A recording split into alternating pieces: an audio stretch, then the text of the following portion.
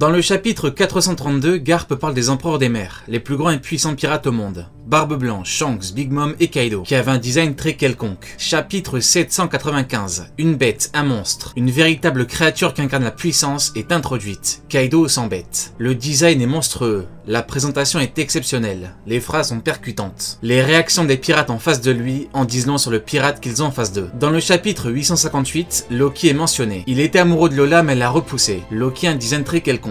Chapitre 1130, une bête, un monstre, une créature qui incarne la puissance est introduite. Loki, le prince maudit. Le design est monstrueux, la présentation est exceptionnelle, les phrases sont percutantes. Dans le chapitre 432, Garp parle également de Shanks, qu'on ne présente plus et qui, 2 chapitres plus tard, ira parler d'homme à homme avec l'homme le plus fort du monde, sur son navire. Un peu plus de 700 chapitres plus tard, un homme qui est son portrait craché débarque dans le pays le plus puissant du monde, à la recherche de Loki. Cet homme a fait tomber la capuche. Il ne s'agit ni plus ni moins que de Shamrock Figarland, chef des Chevaliers Divins et fils de l'illustre Garling Figarland. L'arc Elbaf peut enfin débuter. Bonjour à tous, ici c'est le Sonic Sensei, j'espère que vous allez bien. Aujourd'hui on parle de Loki le prince maudit, de Shamrock le chevalier des enfers et de puissance démoniaque.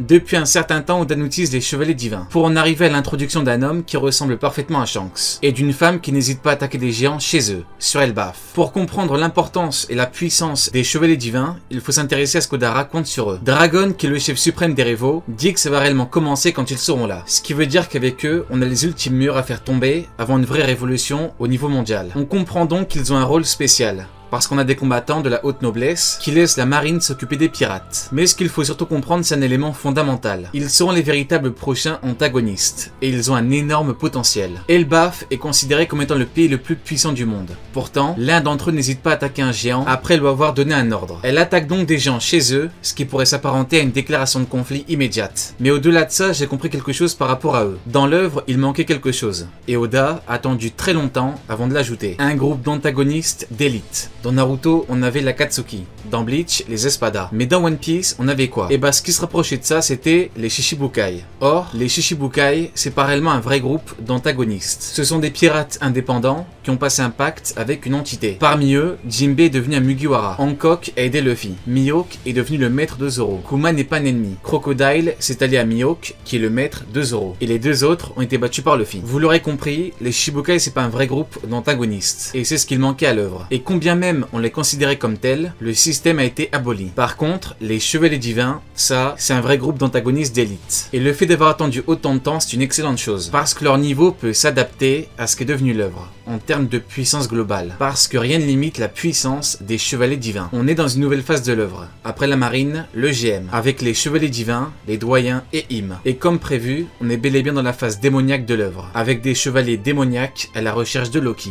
le prince maudit.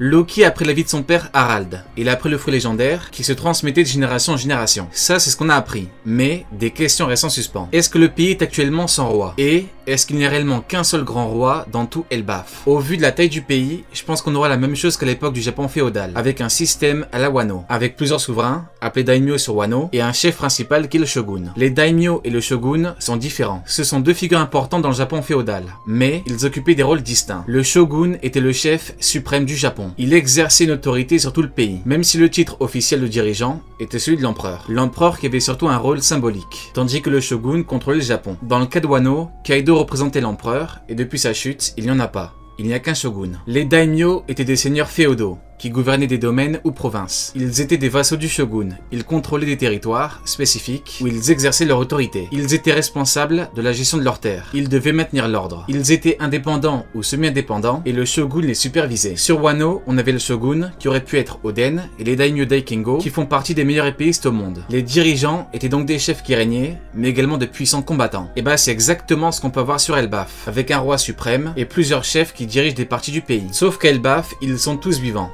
Ce qui n'est pas le cas de Wano à cause de Kaido. Le potentiel d'Elbaf est donc beaucoup plus grand que le potentiel de Wano, qui est un pays gouverné par Kaido et Orochi qui puisait dans les richesses du pays.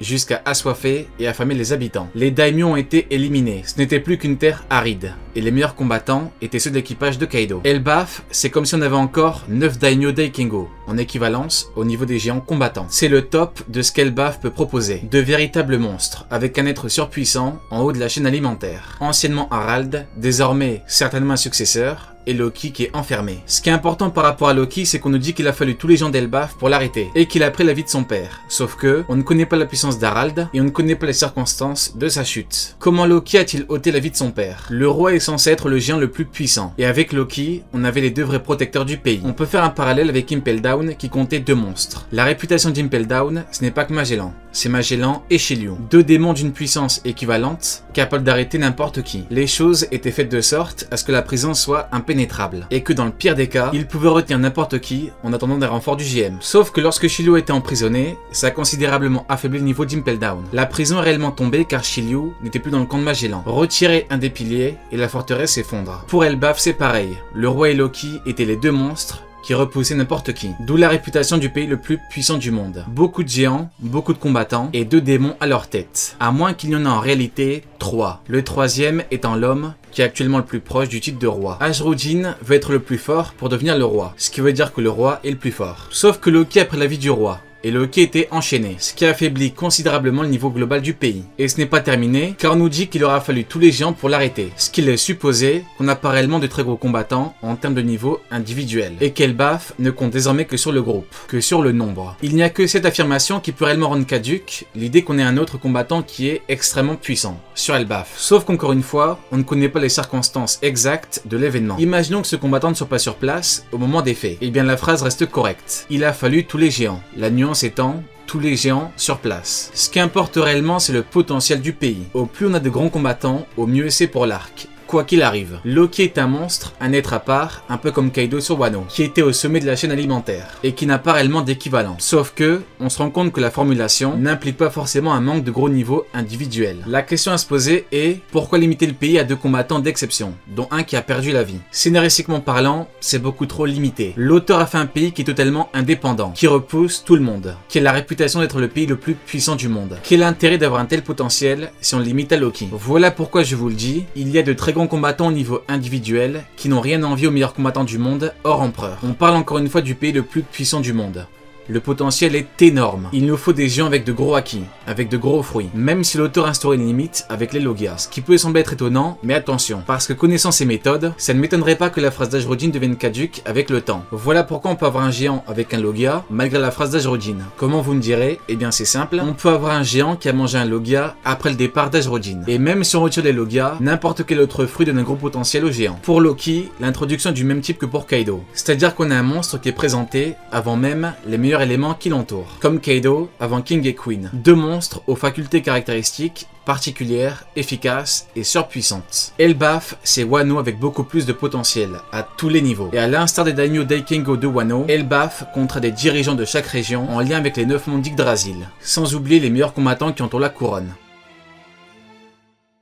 Avec les Zoan mythologiques, on a beaucoup plus de potentiel que pour les Paramecia, Logia et Zoan normaux, parce qu'on peut avoir beaucoup de pouvoir en lien avec la créature ou l'être divin. Voilà pourquoi Marineford, on les présente comme étant spéciaux. Kizaru parle de rareté, et quand il parle de rareté, il faut logiquement comprendre qu'il y en a moins. Mais ce qui importe réellement, c'est qu'ils sont spéciaux, vis-à-vis des pouvoirs qu'ils peuvent conférer. Actuellement, on connaît 13 Logia. Neige, feu, fumée, ténèbres, lumière, gaz, forêt, boue, foudre, glace, magma. Et on connaît 9 Zoan mythiques. Nika, Pégase, Okushi no Makami, Onyudo, Yamata no Orochi, Daibutsu, Phoenix, Kitsune, Seiryu. Quand Kizaru parle de rareté, il dit qu'il y en a moins. Et pour l'instant, on est dedans. Mais est-ce que ça veut dire qu'on aura forcément toujours plus de Logia que de mythiques? Pas forcément, parce qu'on peut avoir des fruits spéciaux et divins en lien avec la mythologie dans la catégorie des fruits, qui, attention, ne sont pas répertoriés officiellement dans le livre. Un peu comme pour Nika. Si on prend le fruit d'Elbaf, c'est un fruit dit légendaire. Et bien à tous les coups, ce fruit n'est pas répertorié. Voilà pourquoi ça peut être le cas d'autres fruits divins. En termes de potentiel, on peut avoir beaucoup de fruits mythiques.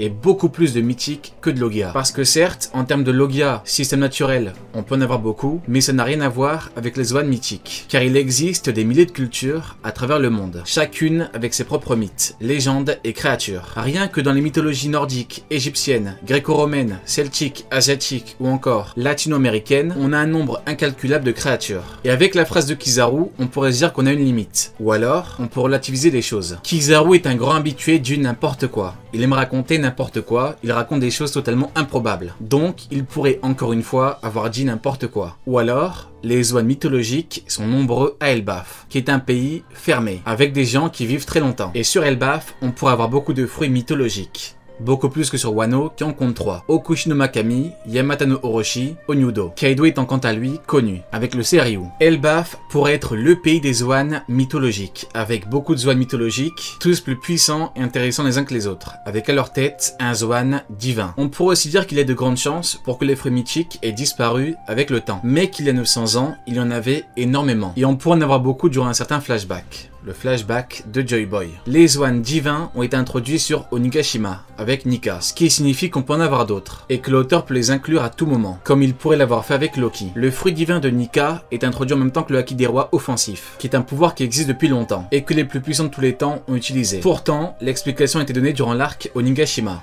L'étape suivante, c'est la démocratisation des fruits mythiques, et surtout l'introduction d'autres fruits divins, parce que c'est comme ça que ça fonctionne. On a un effet de rareté, puis un phénomène de démocratisation. C'était le cas pour les fruits en général, pour les Logia, pour le Haki des rois, on enchaîne avec les Zoan mythiques, et enfin, les Zoan divins. Pour comprendre le potentiel des fruits divins, il faut s'intéresser aux différents fruits mythiques qu'on a vus. Voici donc les origines mythologiques des créatures mentionnées. Le Seiryu de Kaido provient de la mythologie chinoise et japonaise. Seiryu, ou Qilong en chinois, est l'un des 4 animaux célestes dans la mythologie chinoise. Il représente l'Est et le printemps sous forme d'un dragon bleu. Le Onyudo d'Onimaru est une figure du folklore japonais. C'est un géant spectral, décrit comme un prêtre ou un moine. Il est associé à la réincarnation et aux esprits vengeurs. Le phénix de Marco est originaire de la mythologie grecque et égyptienne. Le phénix est un oiseau légendaire, connu pour renaître de ses cendres. Il symbolise renaissance et immortalité. Le Daibutsu de Sengoku est en référence au terme Daibutsu, qui se réfère aux grandes statues de Bouddha au Japon, notamment celles de Nara et Kamakura. C'est pas réellement un être mythologique, mais plutôt un aspect important du bouddhisme japonais. Le Kitsune Devon vient du folklore japonais. C'est un renard à la fois rusé et magique, qui peut se changer en humain. Le Pégase de Stronger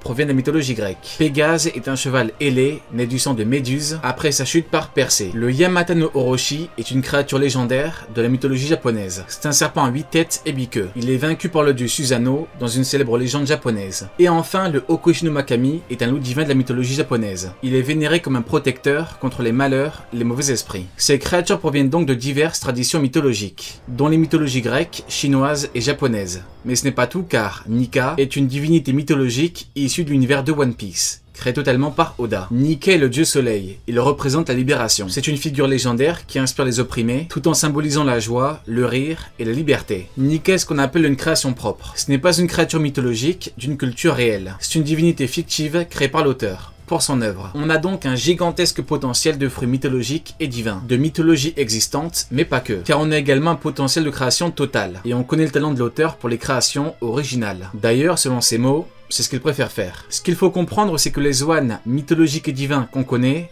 ce n'est que le commencement, on n'est qu'au début. On est très loin d'avoir vu tout le potentiel de l'œuvre. D'ailleurs, on a également des Zoan mythologiques démoniaques, avec les démons du Gorosei, même si actuellement on n'a aucune confirmation de fruits. Pour comprendre le potentiel de Loki, il faut savoir que Loki était déjà très fort avant de manger le fruit. On avait un combattant très puissant sans fruit, ce qui veut dire qu'on a un géant avec un très gros haki. Et c'est maintenant que ça devient intéressant, parce qu'on a un cumul haki fruit légendaire. Loki a tout simplement un potentiel de puissance qui est gigantesque. Il a introduit parfaitement la nouvelle phase de l'œuvre, en termes de puissance au niveau mondial. C'est comme Garling Figarland, il était très fort, de par plusieurs éléments, or, en devenant un doyen, il a acquis une immortalité, une régénération, et potentiellement des pouvoirs mythiques et démoniaques. C'est ça la grande nouveauté. Il n'y a plus de statu quo, comme à l'époque. Les choses changent, les plus puissants deviennent encore plus puissants. Et pour Loki, c'est exactement la même chose. Comme il vient après l'arc Onigashima, où on a eu le haki des rois offensif, il faut s'attendre à ce qu'il ait un haki des rois monstrueux, parce qu'il a tout pour l'avoir. Prince, il a pris la vie du roi, il est au sommet de la chaîne alimentaire, d'un peuple de guerriers. Et c'est un combattant d'exception au corps à corps. Sauf que maintenant, on a en plus un fruit. On a tout pour avoir l'un des meilleurs combattants au monde.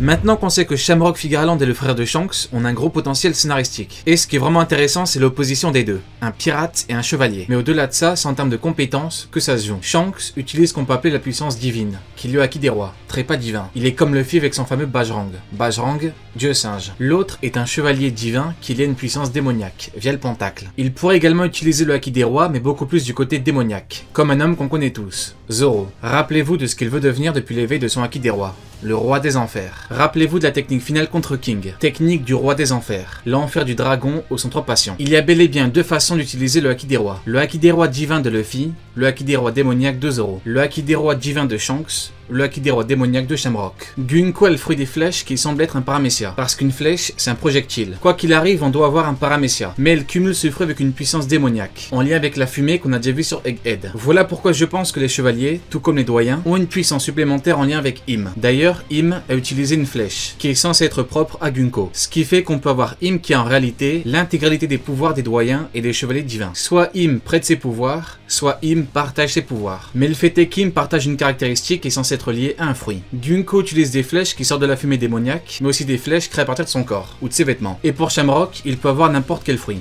Paramecia, Zoan, Logia. Sauf si on a comme pour le Gorosei, c'est-à-dire un groupe avec un même type de fruit. Pour les doyens, Zoan mythologique. Et pour en revenir à Im, on pourra avoir l'antagoniste ultime qui a les pouvoirs des chevaliers et des doyens. Voilà pourquoi les chevaliers sont toujours remplacés rapidement, avec un total de 10 chevaliers. Et pourquoi les doyens sont immédiatement remplacés, avec 5 doyens. Im a repris le pouvoir de Saturne en lui enlevant la vie, avant de l'offrir à Garling, le père de Shamrock, qui récupère le poste, le titre et les pouvoirs. Le concept de puissance démoniaque et divine, c'est un concept que Kodatis depuis très longtemps. Et ceux qui regardent les vidéos depuis un bail le savent, j'ai plusieurs fois théorisé et expliqué ce qu'Oda a préparé avec tout ça. En Big 2025, tout le monde a désormais compris. Et en même temps, pas trop le choix. Surtout depuis Im et les doyens. Oda a préparé ça depuis très longtemps parce que c'est ce qui va réellement marquer la fin de son œuvre. Après les bêtes du royaume bestial, du pic de la saga des 4 empereurs, nous avons les démons de la saga finale. Et l'un d'entre eux n'est autre que Shamrock Figarland. Préparez-vous à voir ce que la vraie puissance démoniaque signifie. L'épée de Shamrock a les pouvoirs de la créature mythologique Cerbère. Mais ce qui est intéressant, c'est qu'il dit « Il ne mérite pas que je m'occupe de lui », en faisant référence à Loki. Ce qui veut dire que pour Shamrock, les compétences de Cerbère, c'est un plus qui ne fait pas réellement partie de sa puissance à lui. Ce serait un peu comme une créature de combat qu'il peut utiliser pour ne pas se salir les mains. Ce qui veut dire qu'on n'a encore strictement rien vu de la puissance de Shamrock Figarland. Et ça c'est fort, parce qu'on a un chevalier divin qui utilise la puissance de l'une des créatures démoniaques les plus emblématiques et dangereuses, Cerbère, le chien des enfers, tout en sachant que cette créature n'a rien à voir avec sa puissance à lui. Voilà pourquoi je pense que Shamrock a un excellent haki des rois. Et surtout, un haki des rois offensif. Parce que des membres du GM avec du haki des rois, on en connaît avec les doyens. Mais à aucun moment on n'a vu du haki des rois offensif sur Egghead. Ils ne se sont limités qu'au haki mental. Alors que dans le contexte de Egghead, c'est le haki des rois offensif qui leur aurait permis de prendre l'avantage. Par exemple, on a Dory et Borghi contre la charge de Warcury. S'il avait utilisé du haki des rois offensif, s'il l'avait, est-ce que le résultat aurait été le même ? Je ne crois pas. On a beaucoup d'exemples comme ça sur Egghead, donc je pense que l'auteur a voulu mettre en avant le fait qu'ils sont surtout forts vers leur pouvoir démoniaque, de créatures démoniaques. À la différence de Shamrock qui, lui, considère Cerbère comme une créature de combat. Shamrock et le Cerbère ne font pas qu'un, ce qui le diffère totalement du Gorosei. Voilà comment Shamrock nous dit très implicitement que ce qui fait de lui quelqu'un d'extrêmement puissant, c'est le haki des rois. Le statut des doyens et des chevaliers est totalement différent des membres de la marine, ce qui fait qu'ils ont beaucoup plus de chances d'avoir le haki des rois. Voilà comment on se retrouve avec des doyens qui ont quasiment tous prouvé qu'ils avaient le haki des rois. Dès leur apparition au combat, on nous montre clairement qu'ils ont le haki des rois, que ce soit visuellement ou avec des mots. Et la marque des grands hommes qui ont ce haki, c'est qu'ils n'ont pas réellement besoin de frapper physiquement les plus faibles pour leur faire perdre connaissance. Et pour certains, on parle de dizaines de milliers d'hommes. La différence entre les marines et les chevaliers et doyens, c'est que là où les marines se retrouvent dans une position de soumission aux nobles, les chevaliers et les doyens sont quant à eux des nobles. Le système hiérarchique fait que les chevaliers et les doyens sont tout en haut avec comme seul chef Im, ce qui n'est pas le cas des marines qui ont d'abord les nobles au-dessus d'eux, dont les simples Tenryubito, que Garling peut exécuter. Je pense que l'élément le plus important, c'est un mot qui a été répété pas mal de fois. La liberté. Au plus tu es libre, au plus tu auras tendance à avoir le haki des rois, si tu es prédestiné à l'avoir, et au plus ton haki des rois sera puissant. Les chevaliers et les doyens ont un statut qui est bien supérieur aux marines. Et ce statut leur octroie justement une liberté qui est beaucoup plus importante. Voilà comment Shamrock, nouveau chef des chevaliers divins, fils de Garling Figarland et frère jumeau de l'empereur Shanks, peut se retrouver avec l'un des meilleurs haki des rois au monde. Mais un haki des rois beaucoup plus axé démoniaque. Allez Gianné, tu n'auras pas regardé mes vidéos pour rien.